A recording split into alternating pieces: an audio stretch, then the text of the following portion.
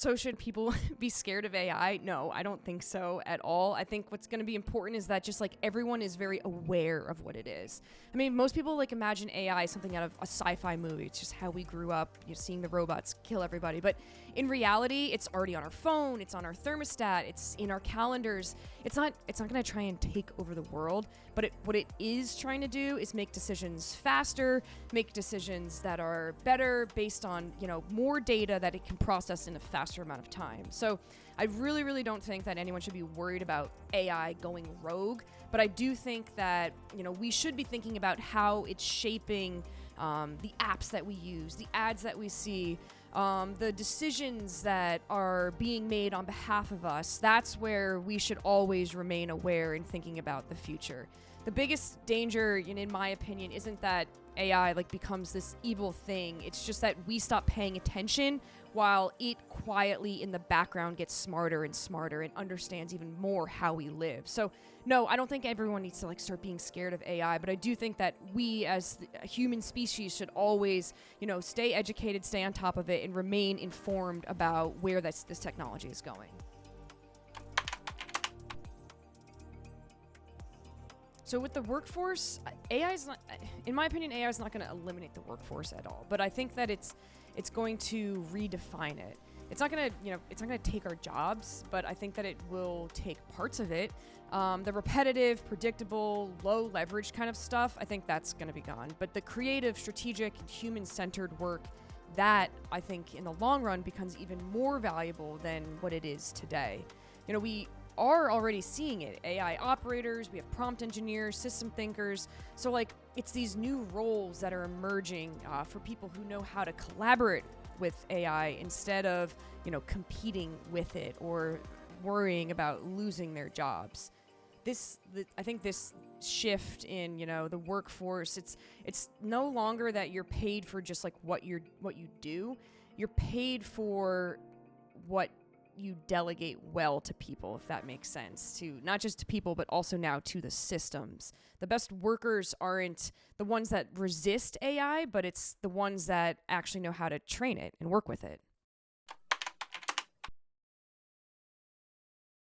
So with AI regulation, especially with startups, I think that the regulation is coming, and it should be coming. The key is how we regulate AI, because if we get it wrong, we don't just slow down bad actors, we kill the innovation from people who are trying to build these types of technology advancements responsibly.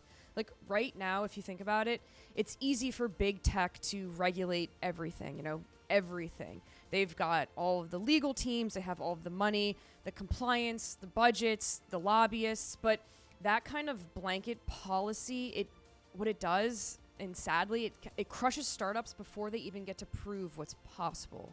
So in my opinion, when I really think about where the regulation is, I believe that we need it, but I think that we need to be smart about it. It needs to be focused on transparency and about accountability and how AI is actually being used, not just the model size or the buzzwords, but really in our pitch decks and everything, but really how these companies are able to innovate with it. Because startups, they're the breakthroughs that are happening. Yes, we're using the fundamental engines as the power source behind these startups, but really it's how are we building the vertical integrations with these powerful engines to shape the remainder of the AI world.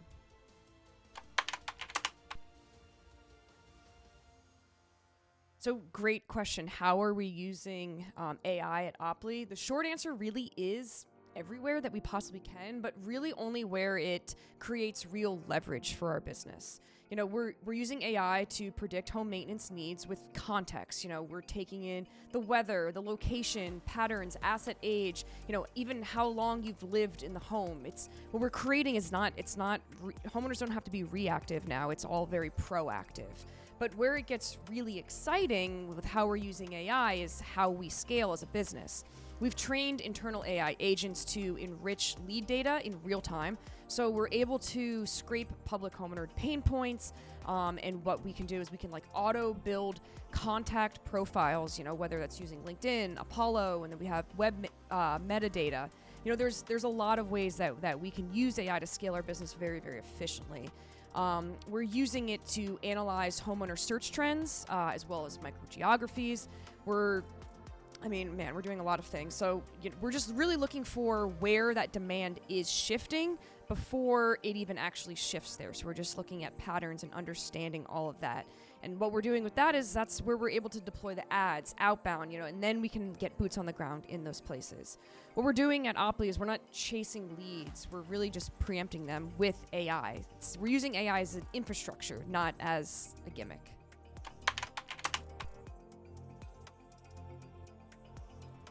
Okay, so the question is, what's the temperature right now about AI, both in like the investor world, but also in the startup world? And honestly, it's hot, but it's starting to cool. And I think that's what's really unique about this. That's where the real opportunity is.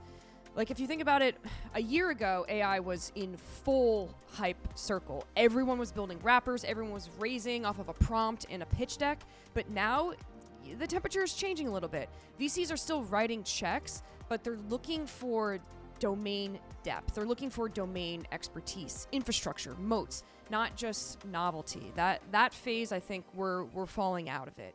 In the tech world, we're moving from general purpose AI into much more verticalized, context-aware applications. And investors know this too. They're asking really in-depth questions like, is this AI that you're building defensible?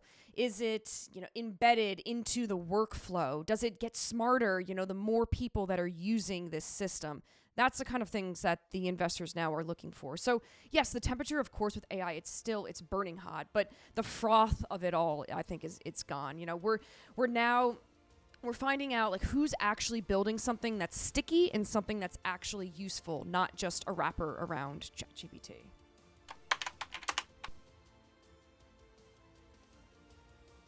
So context AI, what is it? It's really the next frontier. What it does is it's not just like responding, it's AI that's actually able to understand. Most AI, if you think about it right now, is very reactive. It waits for you to prompt it, but truly useful AI, it knows who you are and what you're trying to do and the environment that you're in, and it acts, without you even having to ask it, and that's the key here. The difference between something that we're all familiar with, ChatGPT, but then with an autonomous platform, it says something that's different. That's like, in our world, hey, your water heater is 11 years old, the temperatures outside just dropped, and your neighbor just had a pipe burst. Do you want me to schedule a flush, before your system potentially fails too? Or maybe we can even get even more in depth and understand if that system is going to fail and auto book that service for them. So it's the context awareness. It's not just intelligence. It's really thinking forward past the prompt and the problem.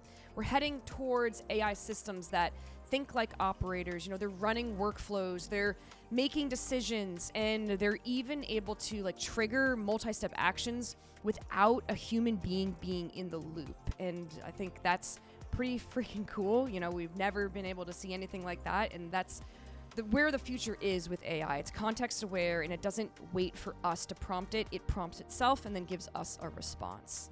So it's really, overall, it's the new interface. And soon, I think the prompts that we're typing into ChatGPT, those are just going to seem like training wheels.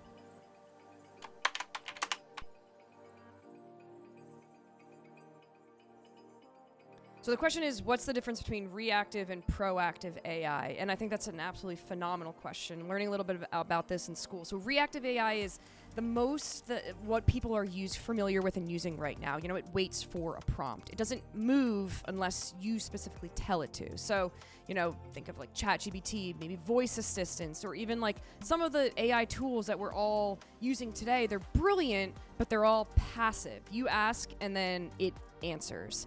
So proactive AI, from what I'm learning about it, it's very different. It's that context awareness. It monitors your environment, your behavior, your goals, and it acts before you even realize that you need something. And that's what we're working with at Oply in home ownership.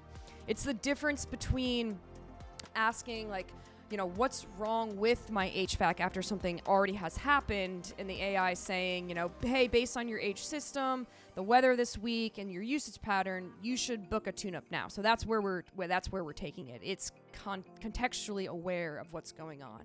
So that shift from waiting to working ahead, it's really where all of this changes. It's from what we're used to with AI to where we're going. So reactive AI is very smart. Proactive is smart, but it's useful, but it's not as smart.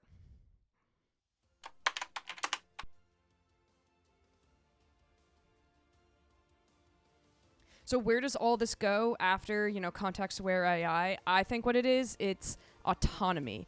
We're headed into a world of AI-powered platforms that don't just like support workflows. I think they actually are able, well, they will be able to actually run them.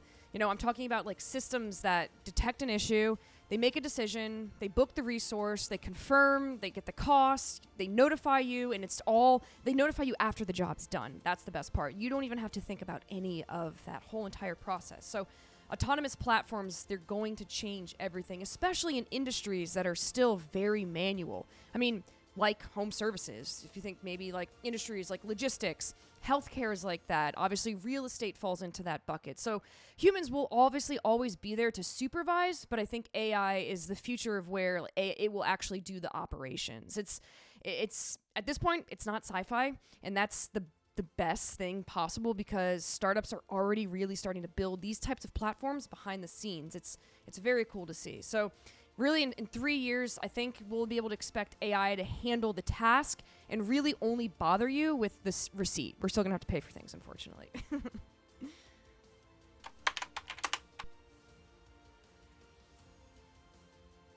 So is prompting going away? Prompting is very, very powerful right now, but I think, honestly, in a few years, it's going to feel more like training wheels. I don't think that we're going to necessarily need to prompt the AI. AI will actually prompt us, with the right question at the right time and also in the right context. It'll say things like, like, hey, do you want to auto renew that warranty? Because it already knows, we're about to run out. Or like, oh, this contractor canceled. Should I schedule for a backup? Or it'll just schedule the backup because they know that you need the contractor. So we're moving from this like prompt engineering to decision engineering. It's building systems that understand when and why to act without being asked. So I don't think prompts are going to go away. They'll just be kind of hidden, be behind the scenes, like embedded and invisible. Like the best AI that's going to be out there, they won't need instructions. It will just know how to operate and what to do and when.